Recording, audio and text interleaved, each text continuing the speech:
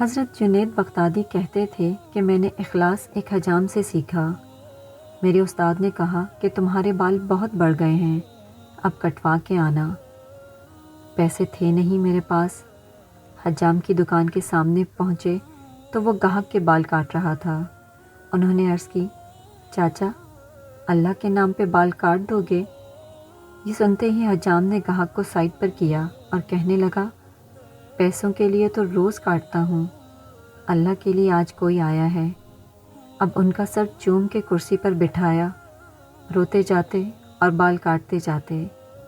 حضرت جنید بغدادی نے سوچا کہ زندگی میں جب کبھی پیسے ہوئے تو ان کو ضرور کچھ دوں گا۔ عرصہ گزر گیا، یہ بڑے صوفی بزرگ بن گئے۔ ایک دن ملنے کے لیے گئے، واقعہ یاد دلایا اور کچھ رقم پیش کی تو حجام کہنے لگا، جنید تو اتنا بڑا صوفی ہو گیا، تجھے اتنا نہیں پتہ چلا کہ جو کام اللہ کے لیے کیا جائے اس کا بدلہ مخلوق سے نہیں لیتے۔